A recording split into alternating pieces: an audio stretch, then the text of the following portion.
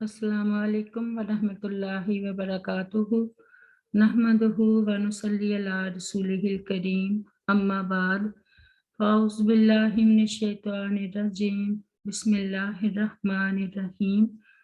رب اشرح لی صدری ویسر لی امری واحلل عقدۃ من لسانی یفقہوا قولی رب زدنی علما رب زدنی علما رب زدنا علما اللہم فقہنا فی الدین رب یسر ولا تعسر وتمم بالخیر رب ارحمہما کما ربیانی صغیرا رب ارحمہما کما ربیانی صغیرا رب ارحمہما کما ربیانا صغیرا۔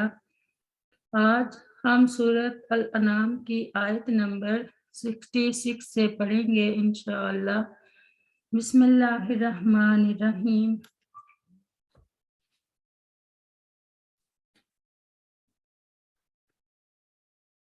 وَكَذَّبَ اور جھٹلایا بِهِ اس قرآن کو قوما کا آپ کی قوم نے حالانکہ هو الحق وہی حق ہے قُلْ لَسْتُ کہہ دیجئے میں نہیں ہوں علیکم تم پر بے وکیل نگہبان۔ اور جھٹلایا اس قرآن کو آپ صلی اللہ علیہ وسلم کی قوم نے حالانکہ وہ حق ہے کہہ دیجئے میں نہیں ہوں تم پر نگہبان۔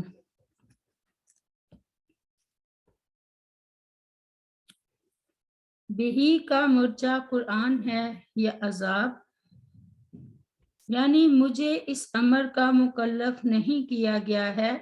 کہ میں تمہیں ہدایت کے راستے پر لگا کر ہی چھوڑوں، بلکہ میرا کام تو پہنچا دینا ہے۔ مشرکین مکہ کا احوال واقعی بیان کیا جا رہا ہے اور نبی کریم صلی اللہ علیہ وسلم سے کہا جا رہا ہے کہ آپ صلی اللہ علیہ وسلم کی قوم نے قرآن کو جھٹلا دیا حالانکہ وہ برحق ہے اور اس میں بیان شدہ ہر بات سچی ہے۔ آپ صلی اللہ علیہ وسلم انہیں کہہ دیجئے کہ میں تمہارا ذمہ دار نہیں ہوں بلکہ میرا کام تمہیں دین پہنچا دینا ہے۔ ارشاد باری تعالیٰ ہے وَقُولِ الْحَقُّ مِن رَبِّكُمْ فَمَنْ شَاءَ فَلْيُؤْمِنْ وَمَنْ شَاءَ فَلْيَكْفُرْ سورۃ الکہف میں، اور کہہ دے یہ حق تمہارے رب کی طرف سے ہے، پھر جو چاہے سو ایمان لے آئے اور جو چاہے سو کفر کرے۔ آیت نمبر 67۔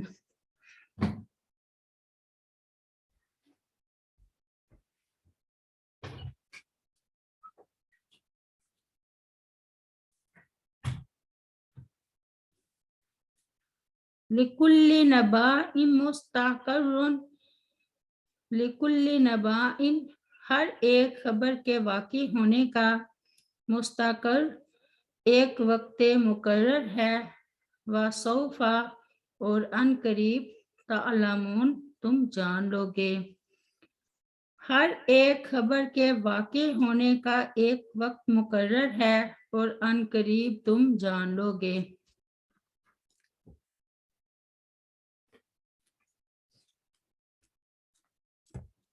اس آیت میں کفار کے لیے دھمکی ہے، یعنی اللہ تعالیٰ کی دی ہوئی خبر غلط نہیں ہو سکتی، یعنی اللہ تعالیٰ کے ہر فیصلے کے وقوع پذیر ہونے کا ایک وقت مقرر ہے، اور میں نے تمہیں قرآن اور رسول کی تکذیب اور شرک کا انجام بتا دیا ہے کہ تمہیں ایک دن عذاب آ دبوچے گا۔ اس عذاب سے مراد آخرت کا عذاب بھی ہے، اور وہ عذاب بھی جو دنیا میں کفار پر لڑائی، خوف اور قحط کی صورت میں نازل ہوا، اور میدان بدر میں بھی جس کی ایک جھلک مکہ کے سرداروں نے دیکھی۔ ارشاد باری تعالیٰ ہے وَمَا تَأْتِيهِم مِّنْ آیَاتٍ مِّنْ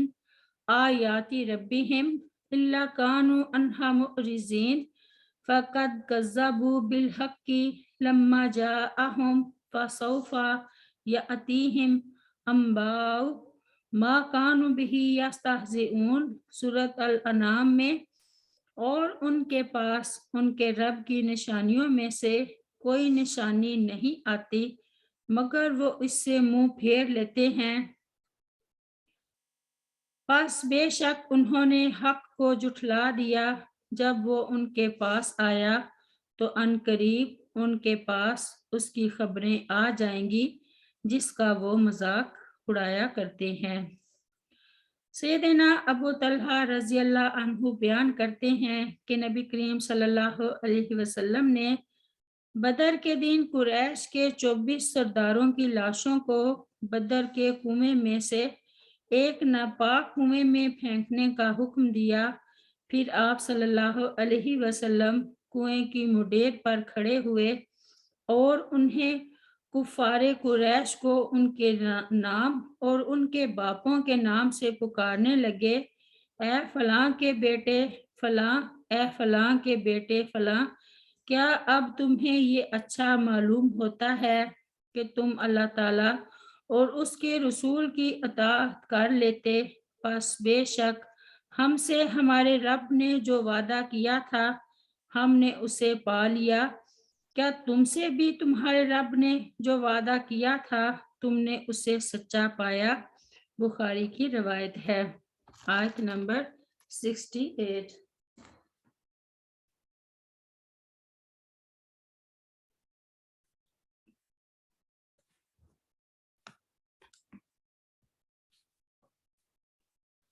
وَإِذَا، اور جب رَأَيْتَ الَّذِينَ، آپ دیکھیں ان لوگوں کو جو یخوضون فضول بحث کرتے ہیں فی آیاتنا، ہماری آیات میں، فَأَعْرِضْ، تو آپ اعراض کریں، عنہم، ان سے، حتیٰ کہ یخوضوا، وہ مشغول ہو جائیں، فی حدیث، کسی اور بات میں، غیرہ ہی، اس کے علاوہ، وَإِمَّا، اور اگر یُنْسِیَنَّ کا بلا دے آپ کو، الشیطان، یُنْسِیَنَّ کا الشیطان، شیطان یہ بات، فَلَا تَقْعُدْ، تو مت آپ بیٹھیں، بعد ذکرہ، یاد آنے کے بعد، ما القوم الظالمین، ظالم قوم کے ساتھ۔ اور جب آپ صلی اللہ علیہ وسلم دیکھیں ان لوگوں کو جو فضول بحث کرتے ہیں ہماری آیات میں، تو آپ صلی اللہ علیہ وسلم اعراض کریں ان سے، یہاں تک کہ وہ مشغول ہو جائیں کسی اور بات میں اس کے علاوہ، اور اگر بلا دے آپ کو شیطان یہ بات تو مت آپ بیٹھیں یاد آنے کے بعد ظالم قوم کے ساتھ۔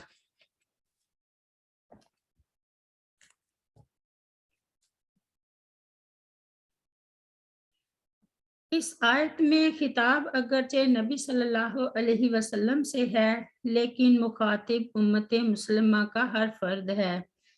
یہ اللہ تعالیٰ کا ایک تاکیدی حکم ہے جسے قرآن مجید میں متعدد جگہ بیان کیا گیا ہے۔ سورہ نساء آیت نمبر 140 میں بھی یہ مضمون گزر چکا ہے۔ اس سے ہر وہ مجلس مراد ہے جہاں اللہ تعالیٰ اور اس کے رسول کے احکام کا مذاق اڑایا جا رہا ہو یا عملاً ان کا استخفاف کیا جا رہا ہو، یا اہل بدعت و اہل زیغ اپنی تعویلات رقیقہ اور توجیہات نحیفہ کے ذریعے سے آیات الہی کو توڑ مروڑ رہے ہوں، ایسی مجالس میں غلط باتوں پر تنقید کرنے اور کلمہ حق بلند کرنے کی نیت سے تو شرکت جائز ہے، بصورت دیگر سخت گناہ اور غضب الہی کا باعث ہے۔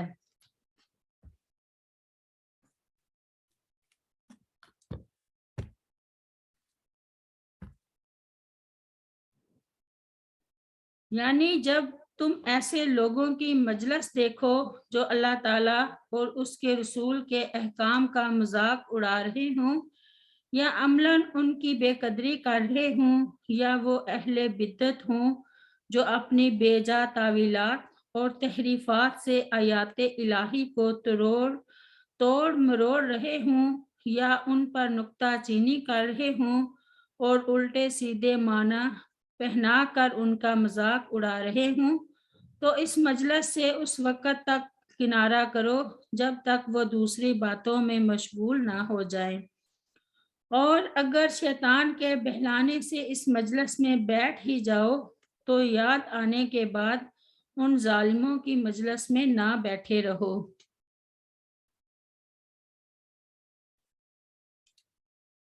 اہل بدعت کی صحبت اس صحبت سے بھی کئی درجہ بدتر ہے جس میں گناہوں کا اعلانیہ ارتکاب ہو رہا ہو،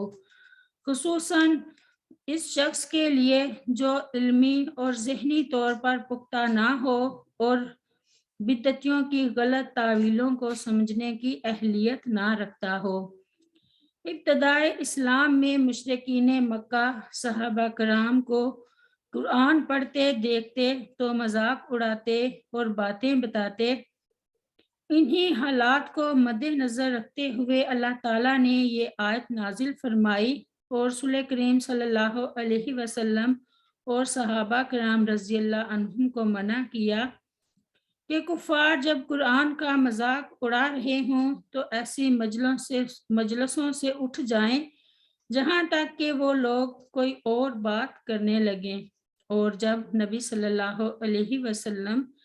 ہجرت کر کے مدینہ منورہ پہنچے تو وہاں بھی کفار و منافقین کا ایسا ہی رویہ تھا کہ وہ لوگ قرآن کریم اور رسول اللہ صلی اللہ علیہ وسلم کا مذاق اڑاتے تھے، تو اللہ تعالیٰ نے ایسی مجلسوں سے مومنوں کو اجتناب کا حکم دیا۔ اللہ تعالیٰ نے قرآن کریم میں ارشاد فرمایا وَقَدْ نَزَّلَ عَلَيْكُمْ فِي الْكِتَابِ